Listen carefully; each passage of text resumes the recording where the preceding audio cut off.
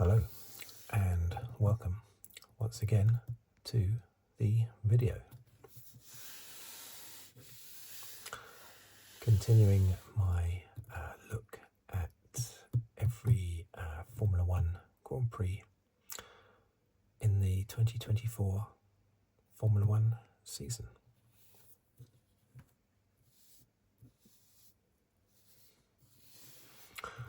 Just from a fan's perspective, just a simple look. I've been a fan for many years, decades basically, since the early 80s, actually, since the early 80s. So since I was a young kid. So I have a lot of experience of watching the sport, but that doesn't mean that I have a lot of technical weight to add to my commentary. So this is very much from a fan's point of view. Okay, the usual routine is that I do the rundown, the finishing order, top 10 in the Drivers' Championship, the rundown of the Constructors' Championship, and then just a little chat about the race. Okay, so let's go. So this was, of course, round 11, Austria. What's it called now? It's the Redbull ring now, isn't it? It's not the Österreich ring anymore, unfortunately. Okay, so we have first Russell, second Piastri, as usual. I just want to make sure that that's properly in focus. Sure, that's properly in focus. The third, Sainz.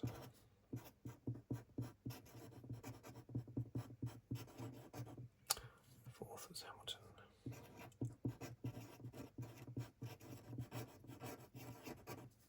Verstappen.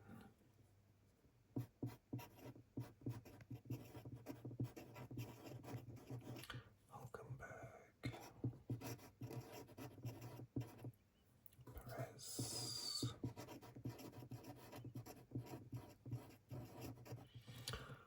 Magnussen.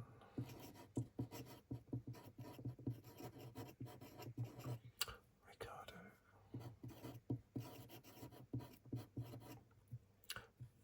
Gasly.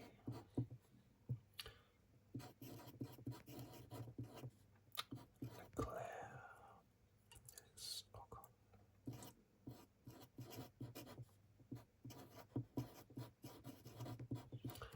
Stroll.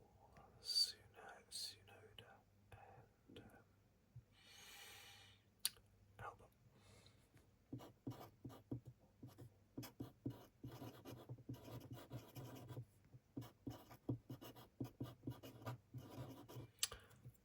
Bottas.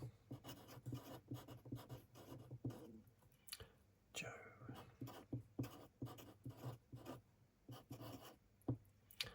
Alonso.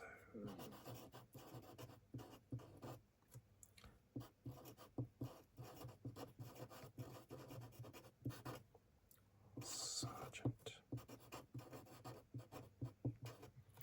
Norris. Okay, Drivers' Championship.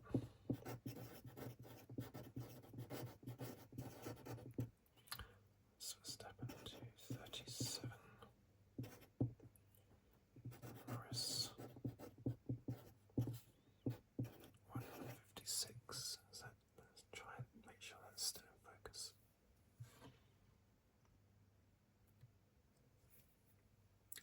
Yeah, I think so. Okay. Leclerc 150.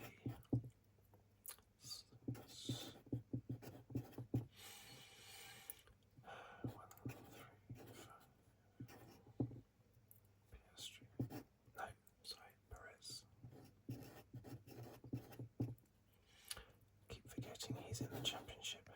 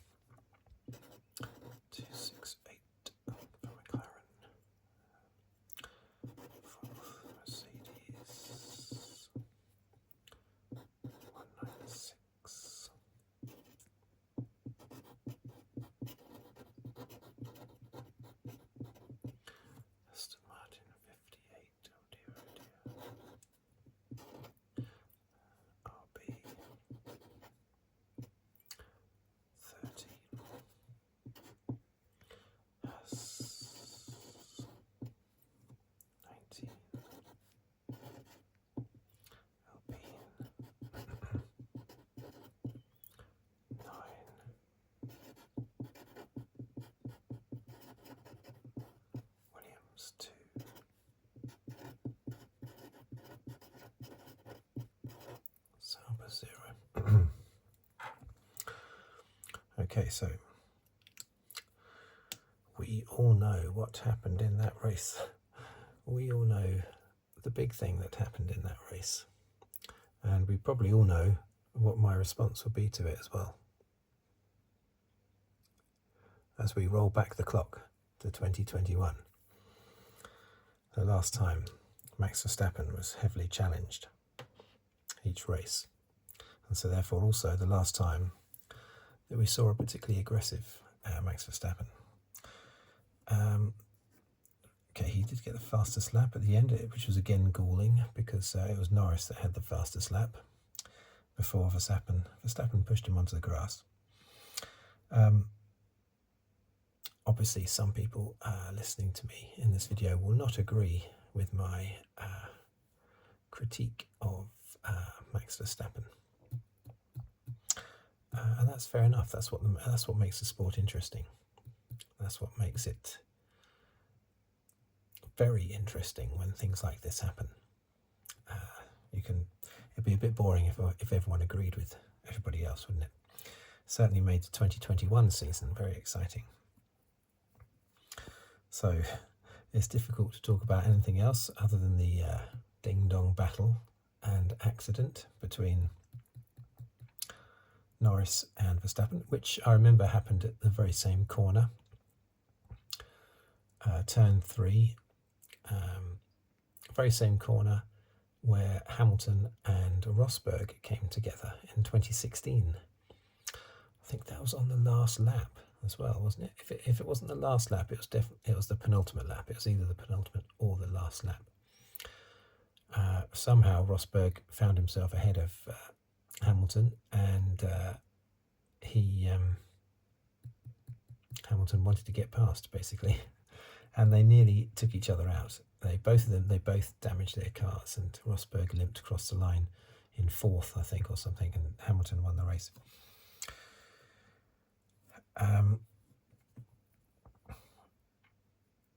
This was always going to happen, of course. We've had this fantastic duel going on between Verstappen and Norris, friends off the track.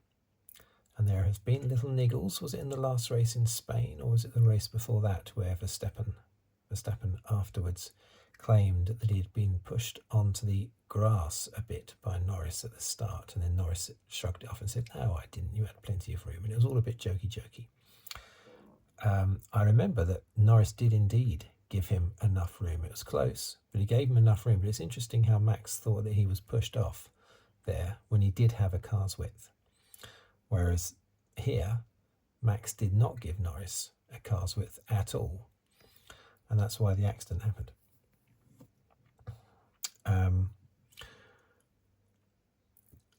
I'm not going to bother,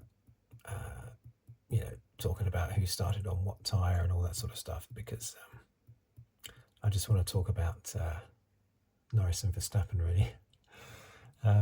It was quite a flat race before the second pit stop, when Verstappen, due to some kind of problem in the pits, they lost 2 or 3 seconds, and that allowed Norris to close the gap. plus that seemed to coincide with a bit of an issue that Verstappen was having. Well, he said he was having it on his tyres, with his tyres. So I thought as soon as he came in for that second pit stop, he would start to pull away from Norris again. But he didn't. He seemed to continue having problems. He flat spotted his tyres slightly on his outlap after his second pit stop. And it all looked a little bit frantic for Verstappen, which must have annoyed him, the fact that he was getting challenged. But yeah, I didn't expect Norris to be able to hang with him. I thought, right, he's got rid of those dodgy tyres, Verstappen, on the second stop. So now he's just going to pull away again, build up a lead. But it didn't happen yet. The biggest his lead was I think 8.5 seconds in the first. Was that in the first stint? I think it got up to about that much. Yeah. And then it started to come down a little bit before their first pit stop. And then it stayed at about 6 seconds for quite some time, 6-7 seconds, until they came in for their second pit stop. And then when they came out from that, it was about 1.5 seconds. And then Norris, strangely for him, actually had quite a fast restart after that pit stop. He's normally very slow, I find. I've said it before, he was slow at the start of the race. He nearly got overtaken by Russell at the start of the race. Whereas other cars around him, and notably Piastri as well, are always quick at any kind of restart, or if it's the start of the race, or if it's coming out of the pits, or if it's after a safety car period. Norris is always slow to get up to speed, but once he gets up to speed, he seems to be quicker than everybody. But by then he's already sort of 5 seconds behind, and that seems to be the eternal problem with Norris. He's either lost 5 seconds or he's lost a place or two, and then he has to fight to get that, to retrieve that before he can then challenge the person ahead of him. It was quite a flat race, which surprised me at first. It was a very, I hate to use the word boring because I love Formula One no matter what the races are like, really. But you could officially class it as a bit boring. Again, I don't really like that word. I don't like that word at all, actually, boring. I'm not the sort of person that gets bored. I could sit in a lift for 5 hours and still have a smile on my face when I was rescued. You know, I just don't seem to get bored at all. I'm lucky in that respect. But anyway, it was quite a flat race, we'll use that word. Not really much going on.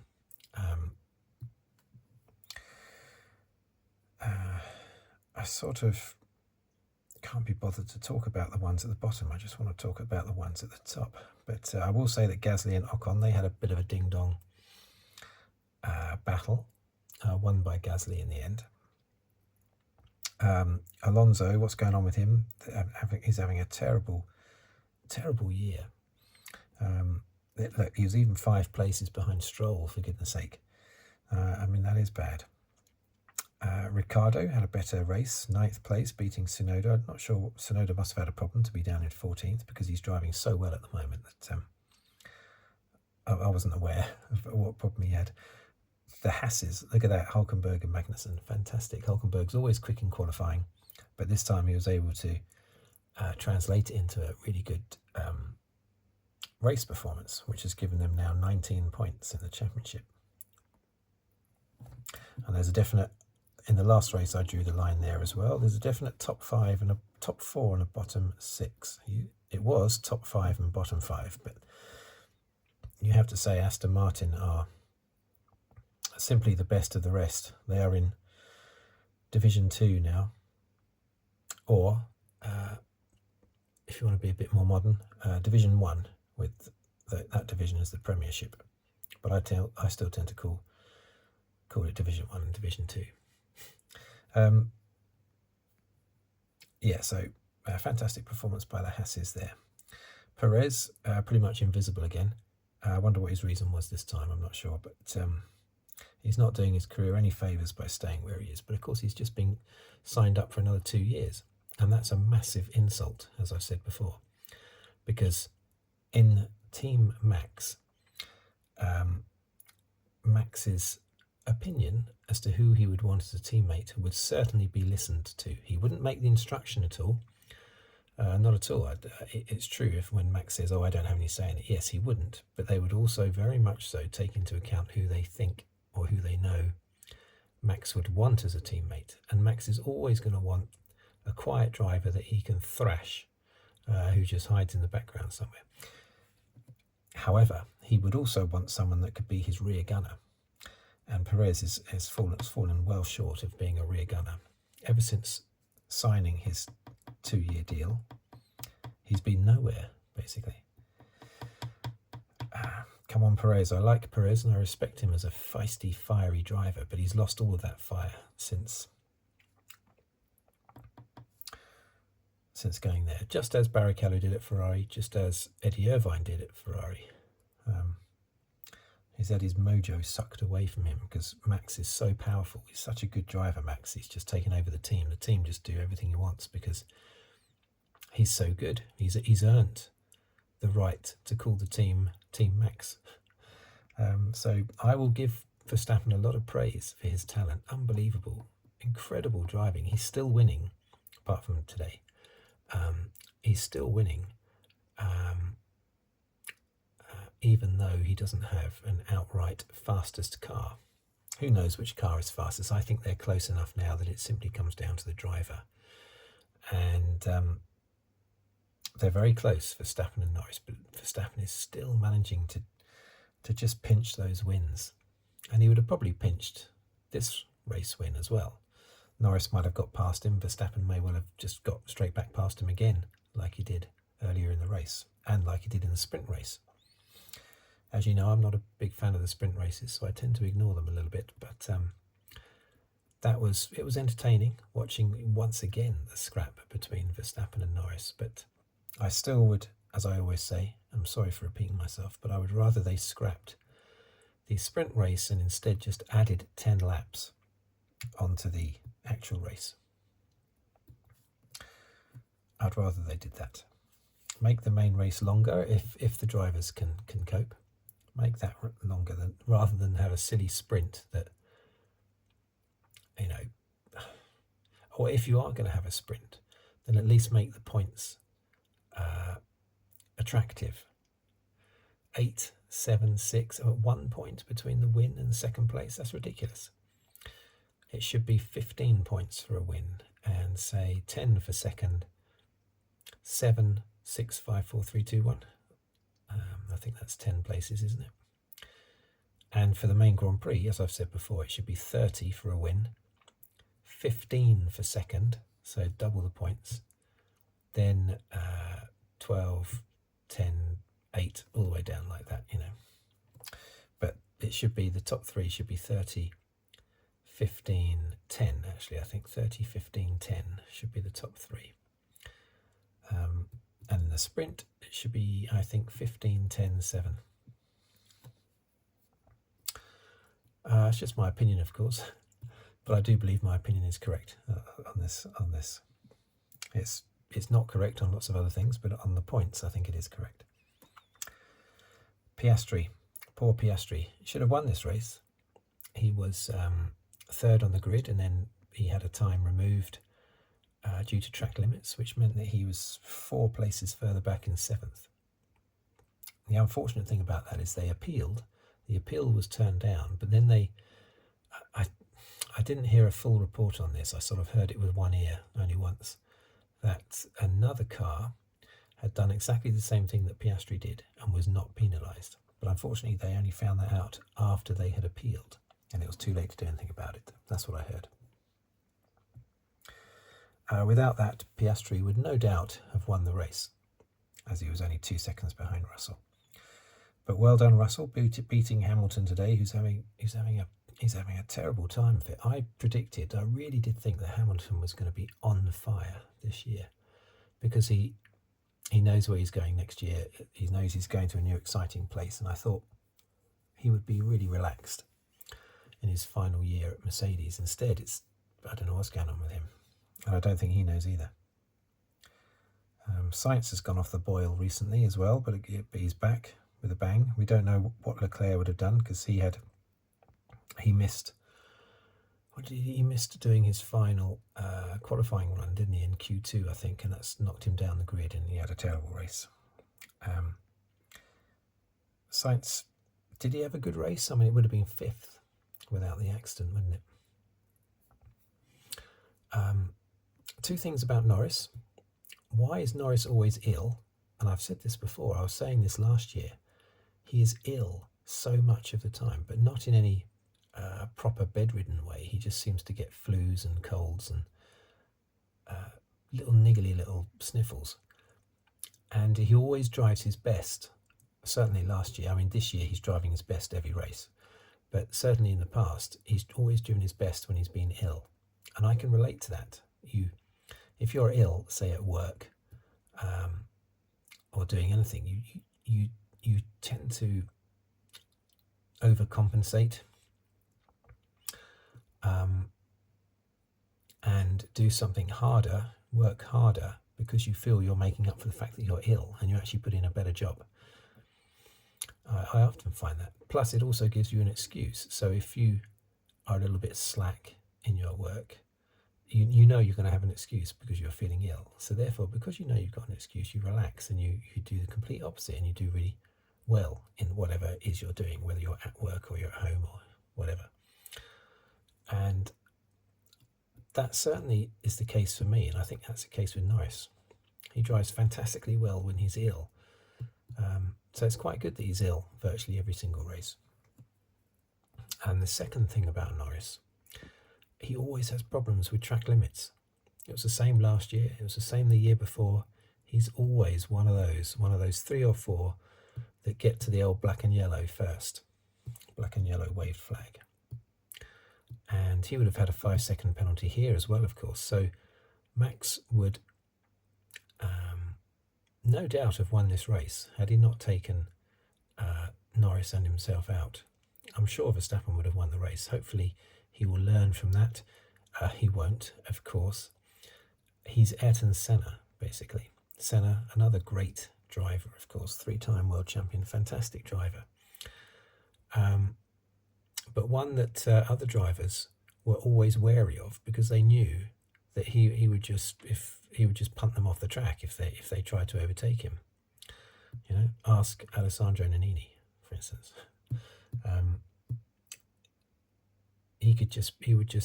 Senna would just punt people off the track if they challenged him. Lovely bloke off the track, as I'm sure Max is, but he was so aggressive, too aggressive on the track. And the things that everyone has always said about Max are the things that all the drivers said about Senna back in the day. I remember it well. All the same stuff.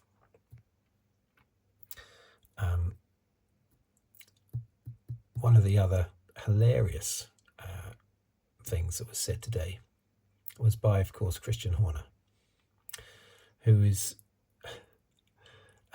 I mean, you support your drivers, don't you?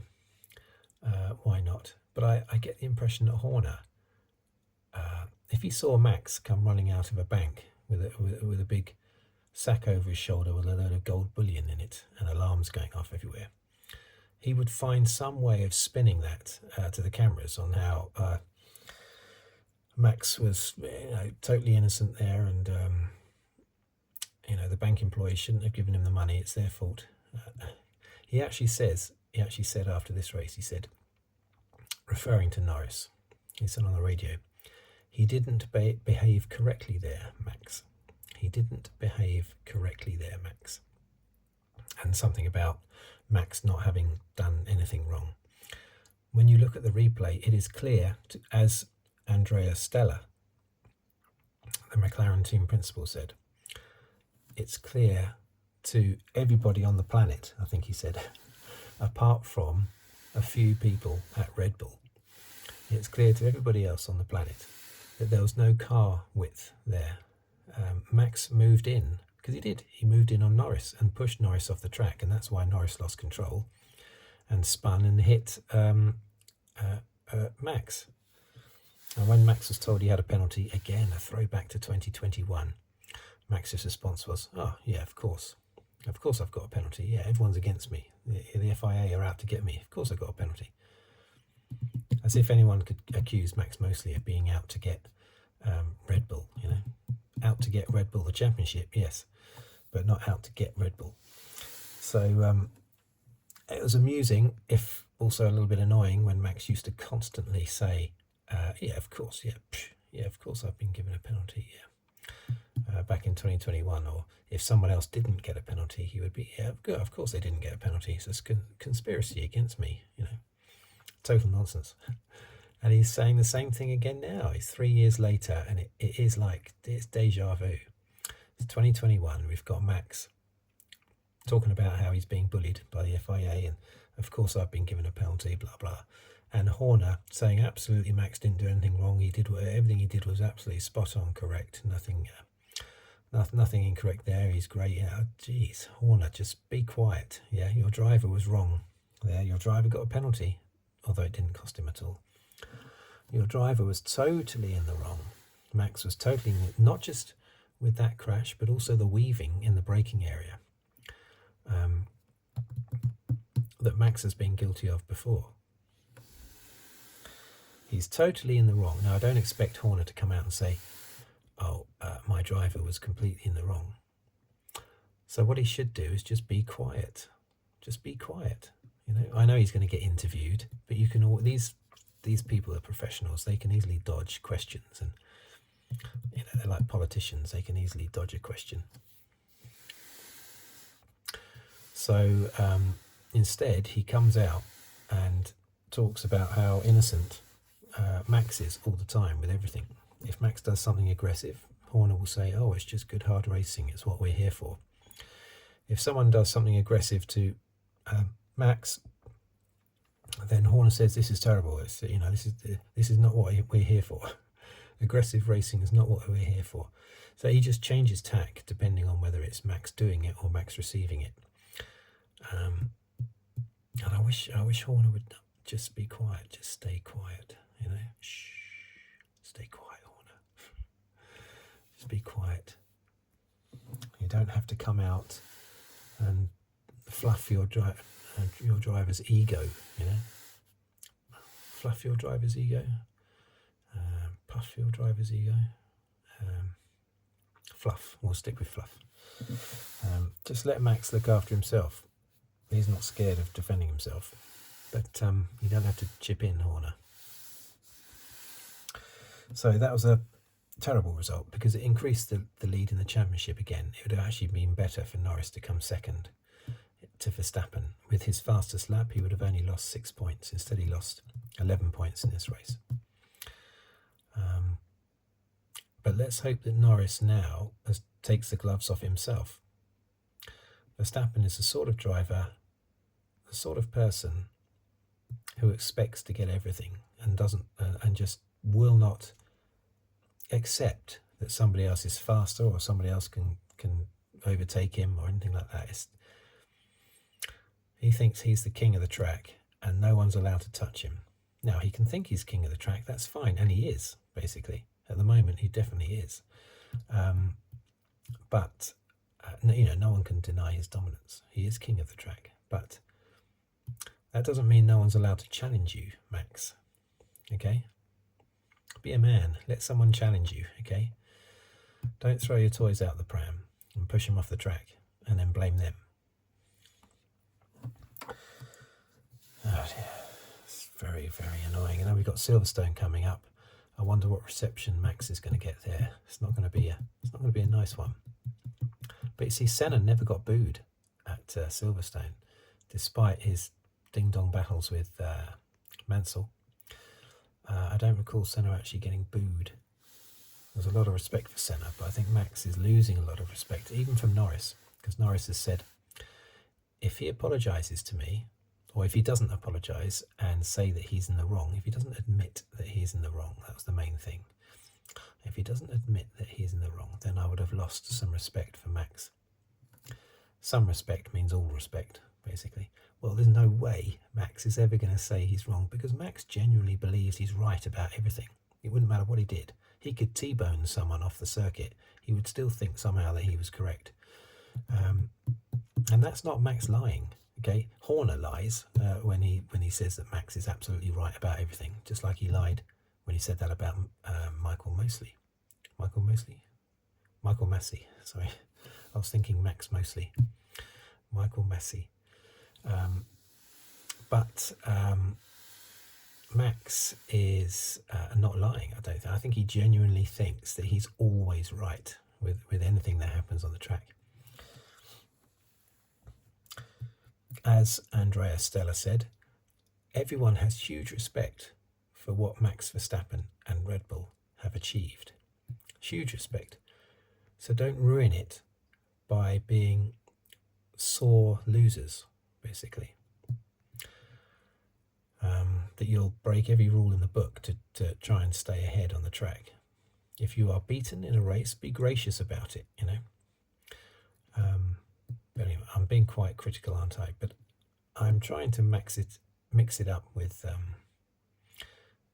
because I know there are some Dutch Max fans that watch my channel, so please understand that I do think Max is one of the greatest of all time, just like Senna was. But don't abuse it, you know.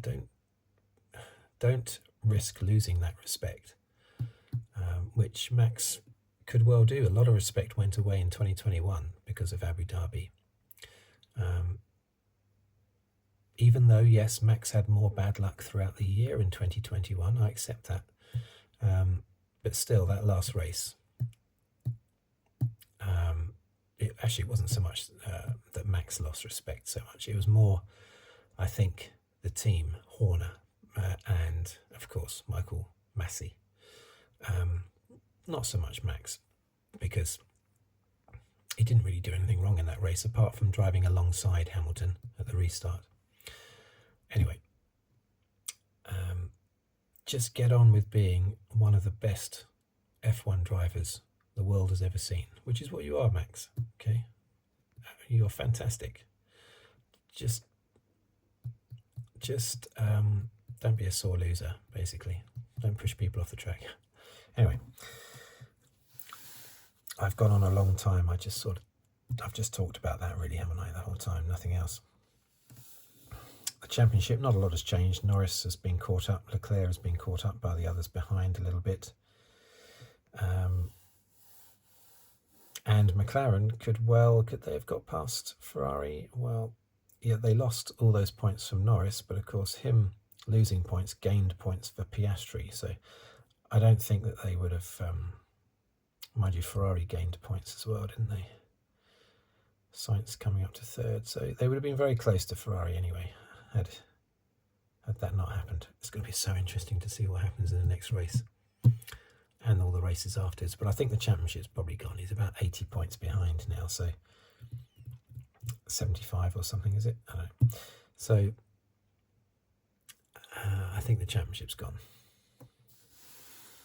But I think Verstappen deserves to win the championship. He's done so well in the early races when Red Bull were dominating, and also in these more recent races where Red Bull have not been dominating. They've still had, you could argue, the joint best car sort of thing with McLaren, and Mercedes only fractionally behind along with Ferrari. But he still manages to just pop up there and just win the race just by a few seconds. Most of the races anyway. So he definitely deserves to win the championship. But races like this one just annoy me again, because it just goes back to some of the stuff that he was doing in 2021. I keep mentioning Abu Dhabi, but of course Max wasn't to blame for that. But things like Brazil, for instance, in 2021, and of course Jeddah as well, 2021, where he basically slammed on the brakes. Then Hamilton went into the back of him. And Brazil, where he pushed off Hamilton. Anyway, I know that the Max fans are going to say, what about Silverstone? But I don't see that as a clear-cut error by Hamilton. I know he got the penalty for that, I know. And it was unfair how what I classed as a racing incident ended up with one retiring, Max, and one winning it, Lewis. that was very, very unfortunate. Really, they should have either both retired or both kept going. But anyway, thank you for watching. Thank you for listening. And I will see you on the next video. If you'd like to subscribe, please do so, or like the video, or comment, of course, or give a tip on the thanks button below the video. Anything like that would be great, but just thank you for watching, basically. That's the main thing. And I will see you on the very next video, whatever it may be about. Thank you, and goodbye for now.